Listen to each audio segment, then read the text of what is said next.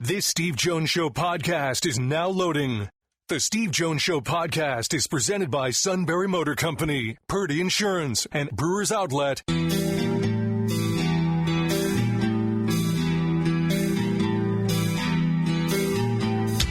Bringing you an in-depth look at Penn State sports and more. This is the Steve Jones Show on News Radio 1070 WKOK. The Steve Jones Show is presented by Sunbury Motor Company, Purdy Insurance, and Brewers Outlet. Now from the Sunbury Motor Studio, here's Steve Jones.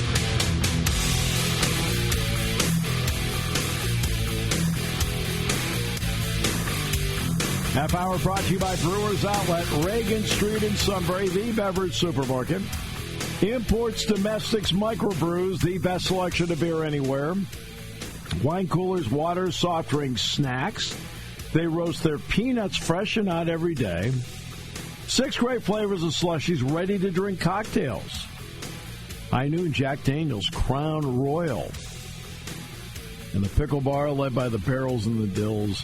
Indeed, second to none. All at Brewers Outlet, Reagan Street in Sunbury, the beverage supermarket. And with that, we bring in the outstanding Bob Flouders. Sir, welcome back. Great to have you with us. Still waiting on an answer, sir. Still waiting on an answer. Well, hopefully we'll get that answer shortly. Once we do, then we'll go from there. But Penn State will play Florida International. That's Villanova after that. Then a bye week. After the bye week, it's Oregon. So that's where everything is and how it's set up for Penn State at this stage. And, Drew Aller threw for 217 against Nevada. They were able to get the wide receivers involved. They combined for 16 catches between the three new wideouts, with Hudson and Pena catching 15 of them. Look, the bottom line is they did a good job of taking what the defense gave them. And defensively with the 3 takeaways, and turned the 3 takeaways into 16 points. That's one thing about college football, and about football in general. It's not just college football, it's football in general. It is a week-by-week game. That means in between games, there's a lot of talking in between games. Over and over and over again. A lot of talking in between games. And finally you get to the game.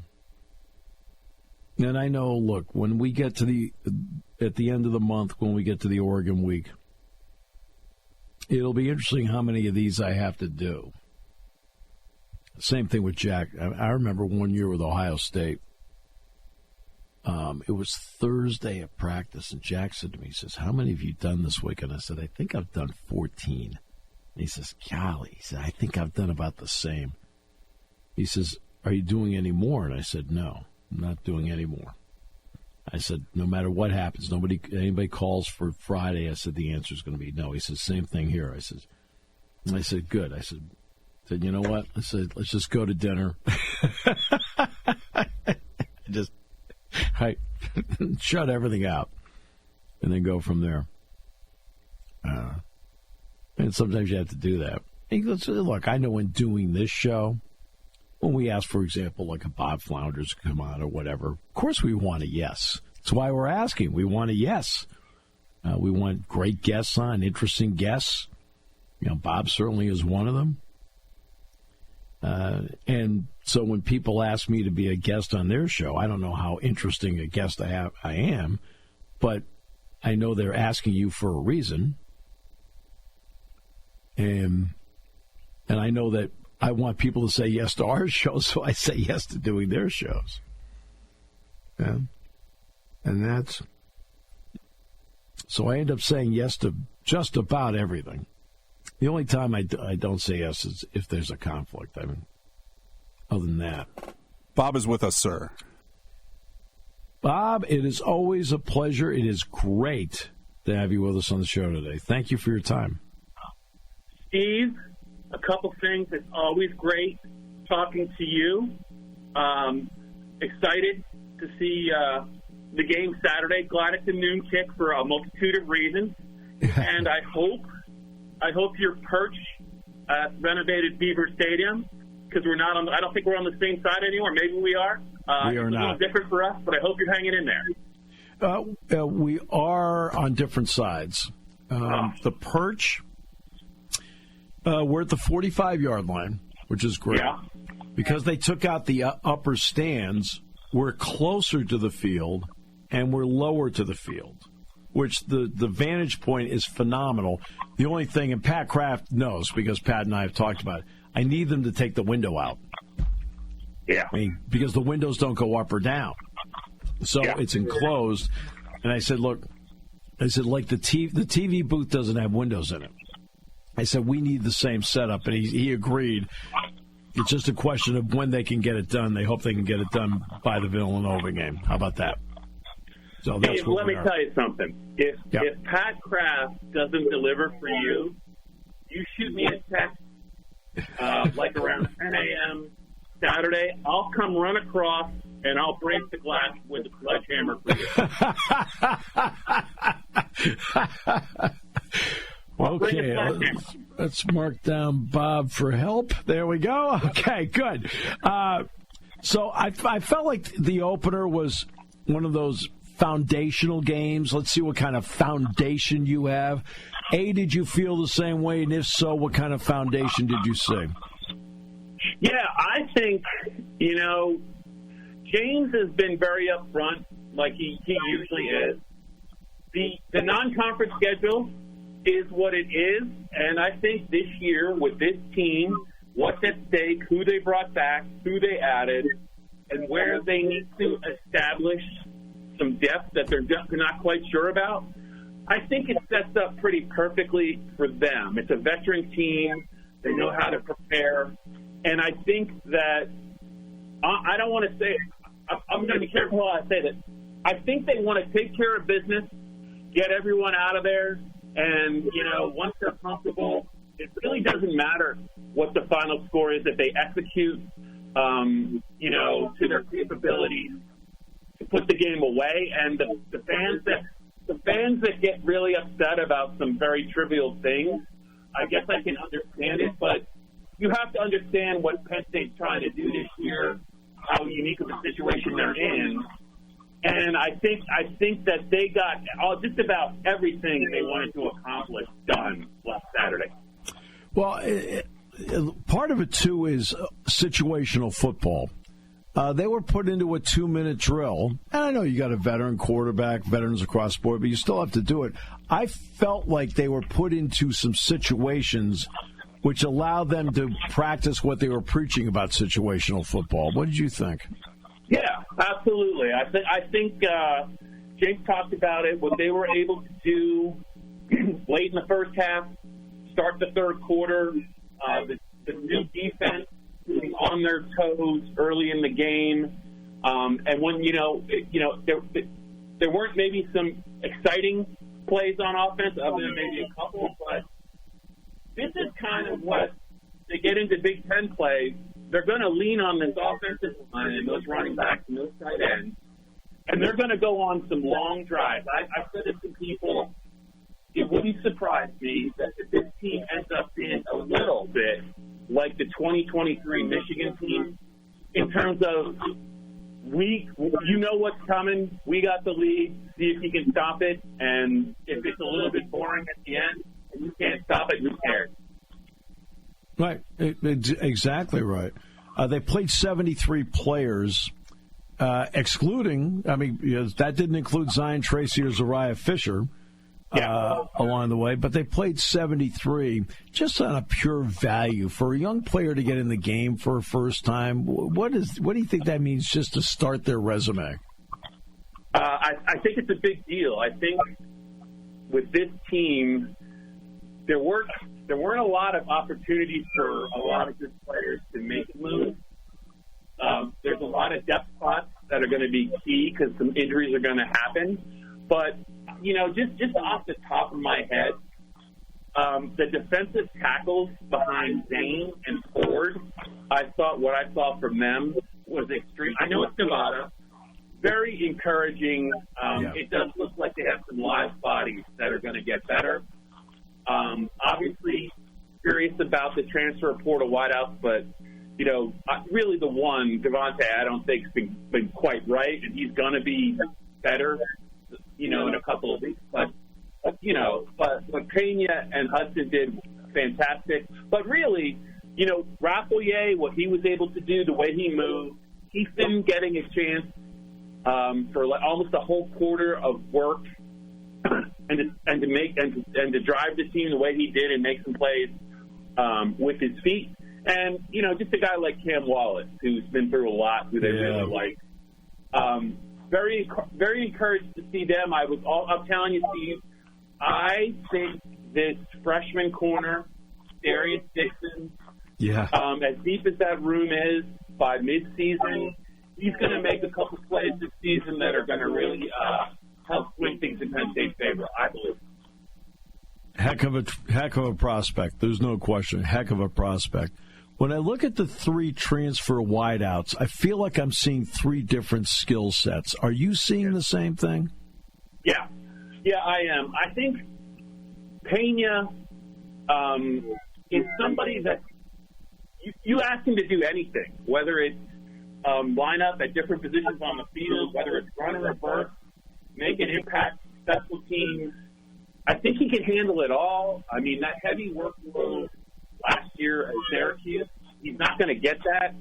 But it kind of prepped him for the spotlight because he was in the spotlight at Syracuse. I think of the three wideouts, just for his pure value, I would put him a little bit above the other two, but I also very impressed with Hudson, And I just can't – I think that Ross is going to really be able to help this team when he's healthy in specifically a couple of areas that they really need help with.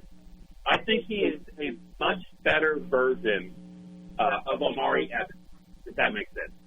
Yeah. Denai Dennis Sutton last year was the complement to Abdul Carter. Yeah. Now, look, the sample size is small, but what do you think, based on his size, athleticism, and so forth, what kind of impact can Denai Dennis Sutton have this season if he stays healthy? Yeah, so I thought going into the season, and some people will disagree with this because of where they might get drafted, I think Penn State's two best players, if I was going to pick a team and not, in terms of just pure impact right out of the gate, it's Denai and it's Zenga. Those are my picks before anyone else. Right. I think what Denai did the last two games last year against Boise State and Notre Dame, it's just been a continuation of that. He is a confident, serious athlete who works hard. There's no question in my mind he's a first-round pick. And, Steve, I would put it to you. He's a different kind of defensive end that has really kind of flourished lately in the James Franklin era. He's a complete DN. He's a guy that's a strong-side guy who can beat up a tight end in the run game if he has to. If you turn him loose and stand him upright and tell him to go get after the quarterback, he can do that. But a lot of these guys have been, I don't know if I would say they were complete defensive ends, but they were just supremely skilled pass rushers. I'm not including Abdul in that because he was very good against the run as well. But when you have somebody as big as Denai, I mean, his value, I think, at the next level, people are going to see it. I think he's one of the best pure defensive ends that Penn State has ever had. Well, let's add to that, because something that's invaluable at the next level is that the NFL teams, would like to idealistically incorporate zone blitz. Well, you need to have defensive ends that know how to drop and play zone blitz. Denai already has 2 interceptions in his career, the one at Indiana a couple of years ago and the one against Notre Dame. He has the athleticism and the length and the hands to make plays. Yeah. I mean, he's a little bit like Tyler Warren was for Penn State last year on offense. and how he can impact the game in so many different ways. Right, and no question about that as to how he plays. Penn State, you mentioned Dixon, so the corner play: Collins, Harris, Washington, Dixon. What kind of luxury is that for Jim Knowles if you have 4 lockdown corners that you can throw out there, and what does that mean as to what he can do with the other 9 guys?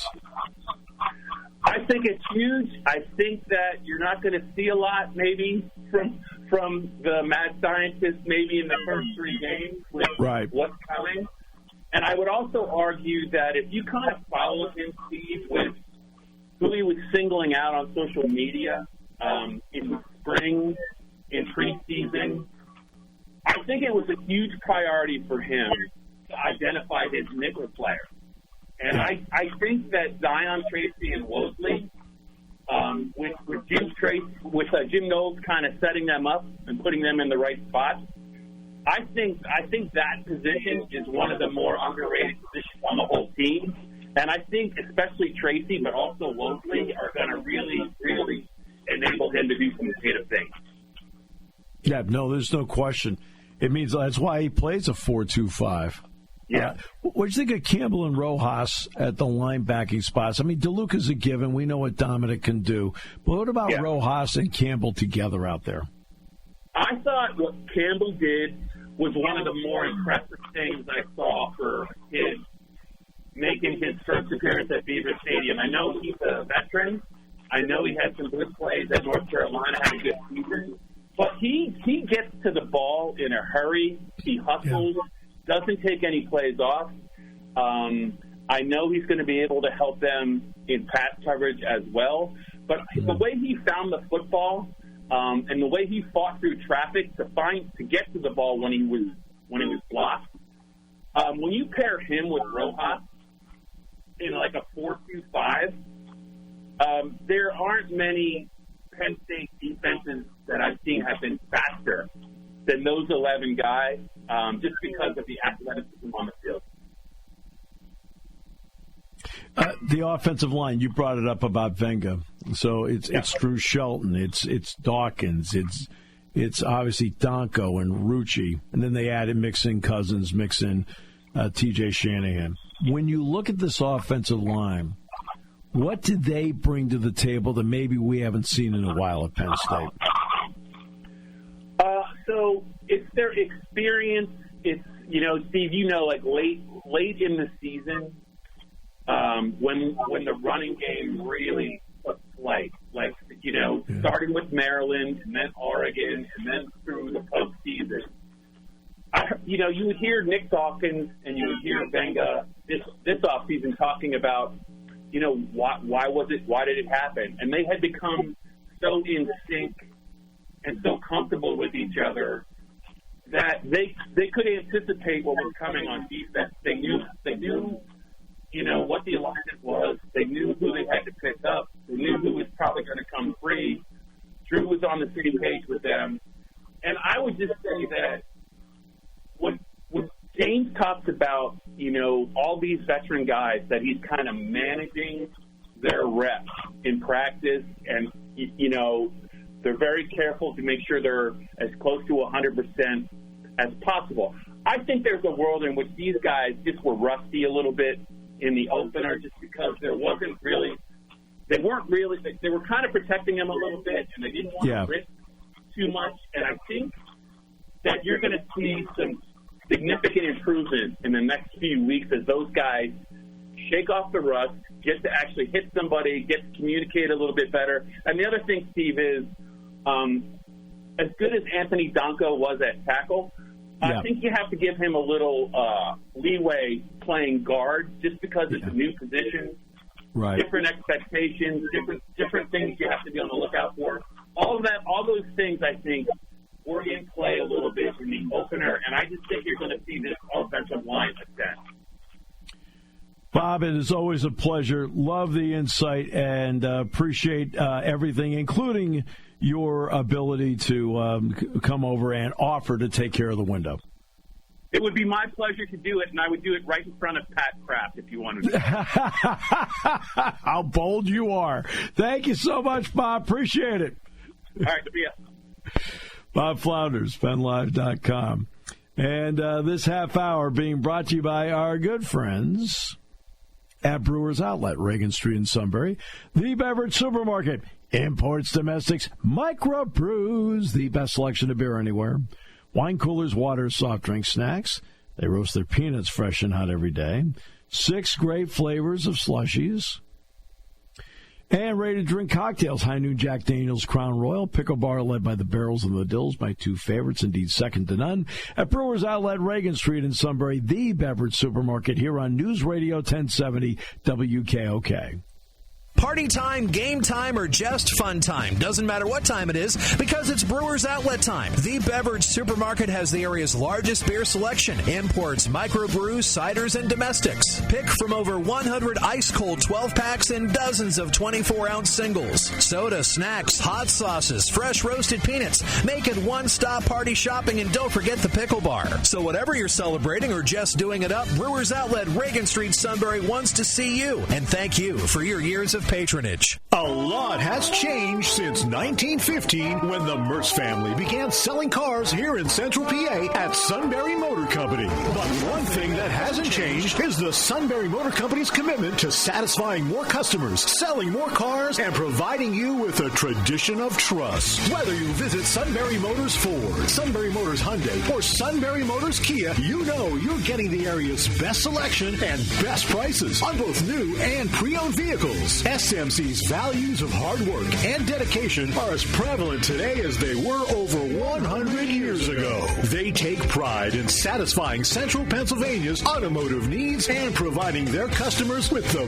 best buying experience possible. Come visit Sunbury Motors Ford and Sunbury Motors Hyundai in the North 4th Street Auto Plaza, Sunbury, or Sunbury Motors Kia on the Strip in Hummel's Wharf. Sunbury Motor Company, owned and operated by the Merce family since 1915.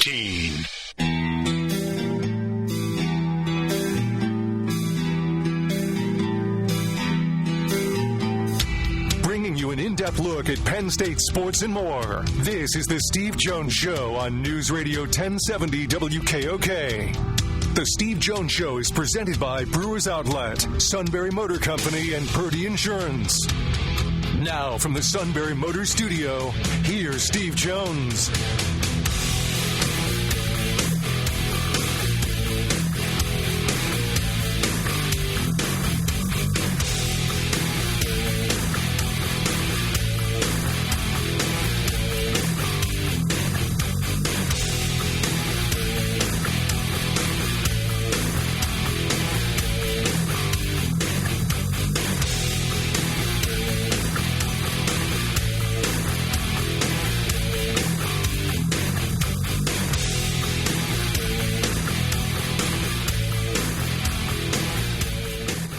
Hello, everybody. Welcome back to the Steve Jones Show here on News Radio 1070 WKOK. We just heard from Bob Flouders from PennLive.com. Got his thoughts on last week's Penn State game and how the Nittany Lions looked. Had a fun time in the high school football roundtable earlier as well.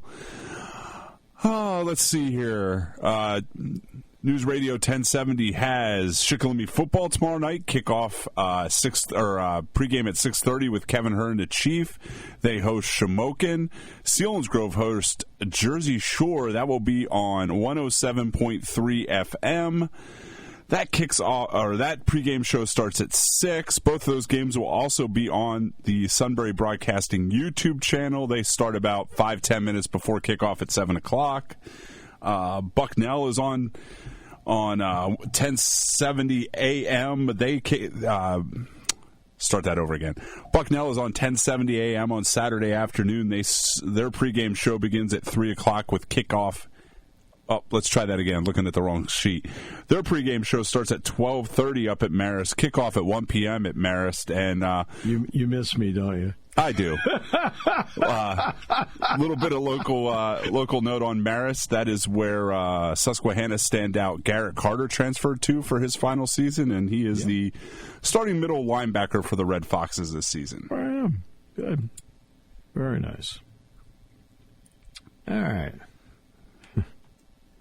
Interesting. We try not to go overboard here on praise, criticism. Try to keep it within a realm. That's why I referred to the game against Nevada as a foundational game. Okay, what kind of foundation do you have going forward? Now, keep in mind when it comes to Penn State's schedule, a lot of people have complained about Penn State's non-conference schedule this year and so forth. And, I understand that. But sometimes you have to make an adjustment. And this was an adjustment year. I'm going to take everybody back to 1983. Penn State in 1983 played Brown, Joe Paterno's alma mater. Why did they play Brown? They played Brown because they were supposed to have a home and away with Auburn. And Auburn backed out and canceled it. So now you're stuck. You're trying to come up with something. These schedules are done ahead of time. And so, Brown. And that's why they play Brown. They're supposed to play Auburn. Well, Penn State this year was supposed to play Virginia Tech here. But if you recall, back in 2020, I remember I did a basketball game at Virginia Tech that year. Penn State went down, won the game with relative ease. And I remember we parked the car. It was COVID. And we were able to park right back at Castle Coliseum, which, of course, has an underground tunnel that takes you into Lane Stadium. In fact, the football offices are in Castle Coliseum. Well, Penn State was supposed to play football that year. That was supposed to be my second trip to Blacksburg in 3 months. But they canceled it because of COVID. Then Penn State played a Big Ten-only schedule that year.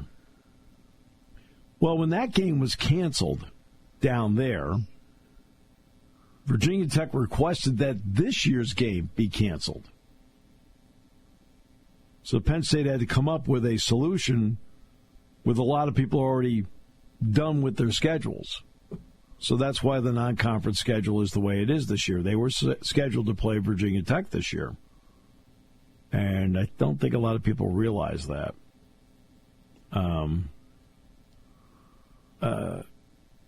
But you have to do with it what you do with it.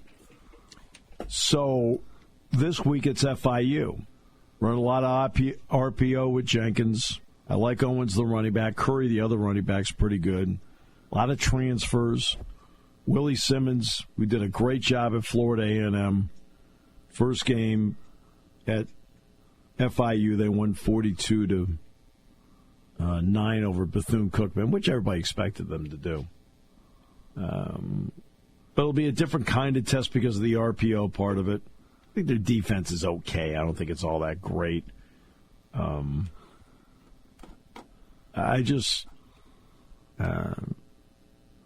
I also think it's invaluable for Jim Knowles. And I've talked about this repeatedly. In practical application, he's finding out what his players can and can't do. And it looks like he's going to get Zion Tracy back this week, which will help. And again, that's one of the important parts. Coaches need to find out what their players can do, what they can handle, if they can handle more, and whether you can put them in certain situations. And that's what a new coordinator needs to find out. And he gets to find that out in practical application here in the first 3 games. And I think that ends up being invaluable.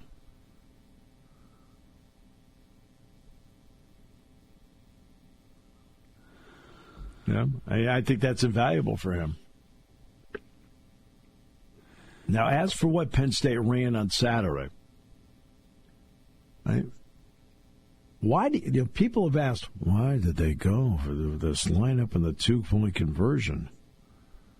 What was the purpose of that? Okay. First of all, they actually wanted to do it earlier.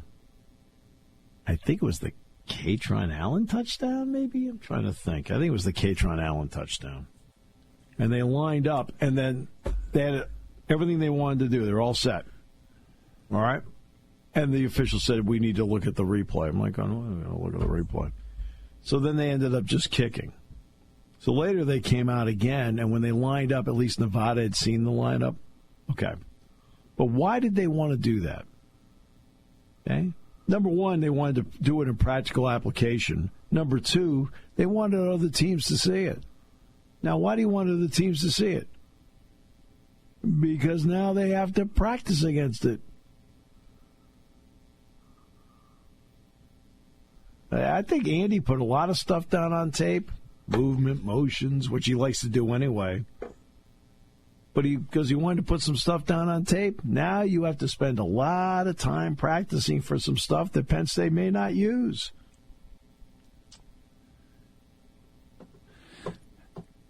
It's funny you mentioned that Sonny Dykes said after the North Carolina game that they had no idea what North Carolina was going to do offensively, that they even spent 2 days during the summer practicing against the triple option just in case. Yeah. I was like okay. You never know. I don't think he was coming out in the triple option, but to be honest with you, it's never been Bill's MO. No. I will. Let me just say something about Belichick for a moment. Belichick is an easy target for people to criticize, to dislike. One, he's had success. Okay? And he didn't coach your team. So you don't like his success. Two, he's standoffish with the media. It's on to Cincinnati. Okay. All right? Gives snarky answers to the media. Three, let's be honest. For a lot of people, the girlfriend enters into this. Right? For some people. Like, what's going on here? He did the interview on 60 Minutes. She cut it off. There's a lot of things there. So there's this list of things that people don't like about him. So they want to see him, in a football sense, crash and burn. And there's a portion of America that got exactly what they hoped for on Monday night. Now, whether this works or not, I don't know. But I do know that he's operating from behind at North Carolina. Keep in mind, he took the job on, was it December 10th, 11th last year? At that point, the recruiting class had already been signed because the early signing period was the first week. And you're already 10 days into the transfer portal. A lot of people have committed. I think they ended up with 39 transfers they brought in. And you're trying to put this whole thing together. It's not easy. You're operating from behind. And he and Mike Lombardi, you don't really know what you're getting until you actually see them. And I'm just talking about this from a football point of view. Okay? I'm talking about from a football point of view. I'm not talking about Bill Belichick point of view. It's a football point of view. And like, he doesn't know what he has. And how much work could they've really been putting into it? Because the program, Penn State and schools like that are already studying the transfer portal and looking for guys in September and October. And was Bill Belichick and Mike Lombardi paying that close attention to college football in October, not knowing that they were going to take a job in December? Right, exactly. And I'm not making excuses for the guy. I'm just talking about from a football point of view. Like, take West Virginia. Rich Rodriguez comes in, an experienced, long-time college football coach. The second he gets there, 46 players put their names into the transfer portal. He has a big roster change he's dealing with. Well, they didn't play great in the first game. And guess what? They got Ohio University in the second game. I think they're only like a 1.5 favorite. Because it's just a lot of change and a lot of unknowns. Not just for the fans, a lot of unknowns, but there's a lot of unknowns to the coaches. You just don't know. And I'm just talking about this from a football point of view, not from a personality. You probably can't stand his girlfriend. You probably can't stand the fact that he was so successful. You probably can't stand with the media. He gets so snarky at times. I got all that. But, and not only that, they stick him on Monday night so the whole country can watch. Well, I mean, we can go back to the conversation in the first part of the show. Yep. I mean, that's what, if Arch Manning hype was the star Saturday, I mean, all day Labor Day was, Bill Belichick in North Carolina. Yep. And honestly, that was kind of why I was rooting for him kind of to fall on his face, because I think it was clearly obvious before, what we talked about before in this segment. The stars were not aligned for them to be good unless they figured something out in the transfer portal that we didn't know about. Yeah, I mean, look, that's where they are with all this. I mean, it's a long way to go. And it's 1 week. Now, the schedule's favorable to him the next 2 weeks. Well, they opened up against a really good TCU team with a really good quarterback. And TCU played great. Okay. That's week 1. We always talk about the overreactions that we get. And I realize people, that's why a Tom Brady game has a lot of viewers, a LeBron James game has a lot of viewers, a Tiger Woods golf tournament has a lot of viewers, because you have two types of viewers. People that just can't wait to watch them play. They love Brady, they love LeBron, they love Tiger, right? And you also have a segment that can't stand the three. For reasons that are known only to the people that can't stand them. They don't know them at all. But you have a group that wants to see them win, succeed, be the conquering heroes. And then you have another segment out there that wants them in a sports version to all crash and burn. And both end up watching, and the rating's huge. Yeah, so, that's just the way sports is. I mean, it's the way sports is. And, take it back to the first segment you were talking about, Wilbon and watching college football. Did you see the ratings for everything this weekend? I did not, no. They were higher than they've ever been. Yeah. And it's like we said in the preseason, we talk about all these problems with college football and people are upset at college football, but nobody's stopped watching yet. Yeah. They love, the NFL is the number one sport in this country. College football is number 2. And this past weekend proved the latter is still very true. We will wrap it up in a moment here on News Radio 1070 WKOK.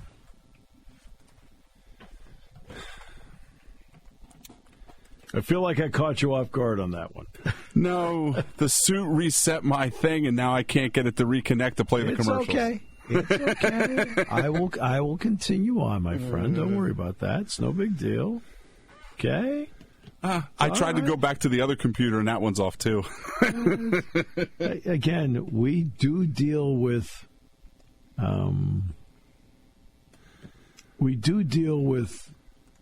a management problem with this suit. It's right. Yeah, it's always under the category of don't touch anything. Almost 2 years of this has never happened when it's happened, though. So in his defense, how about like doing it after the show? It's no fun. We like to walk a tightrope here. That's true. It is a lot of fun looking down, realizing that, you know what, maybe they'll bring the net out, maybe they won't. Hey, look, they brought the net out. Let's jump. Uh-oh, there's no net. Just keep your feet on the rope. It's when you jump without a net, it's the problem. Yeah, that's right. Oh, goodness gracious. Yeah.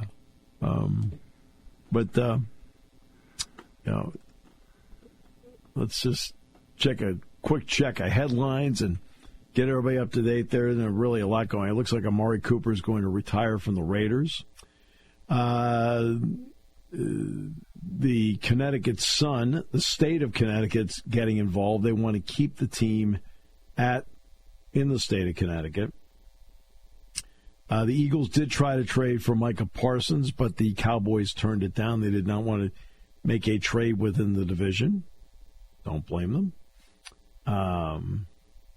Nearly $80 million in NIL deals have been approved by the new Sports Commission. There have been 8,300 NIL deals worth $80 million that have been approved.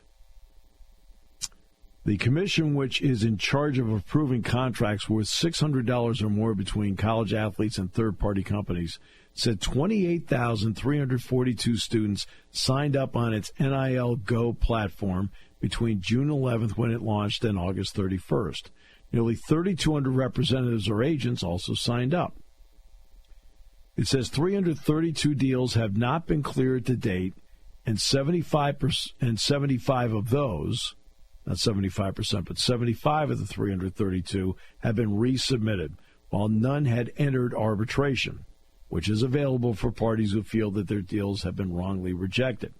The commission said the most common clearance issues were delays in attesting to or providing required information, contradictory deal terms, misreporting of deal terms, or mistakes in entering deal terms, and deals that don't satisfy the valid business purpose requirements that caused confusion when the platform was first rolled out. The CSC said values of the deals range from as high as $1.8 million. It said its deal flow reports will be updated on a regular basis. If they're going to be transparent about it, great. I mean, at least you're getting some numbers and you can talk about the numbers as to what they're doing to say yes and no to what's going on. And only 332 have been rejected, and 75 of those 332 have been resubmitted. Okay. Hey, I think that's great. I have no problem with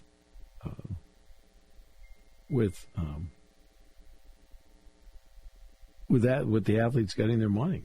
None. Well, Todd has brilliantly been able to take the equipment and hit it on the side. And because of that, he thinks it now works here on News Radio 1070 WKOK. And maybe not. Insurance Agency has been protecting families and businesses of the greater Susquehanna Valley and beyond. With the experience of our trained and knowledgeable staff, you can rest assured that your needs will be evaluated and met by some of the industry's best representatives.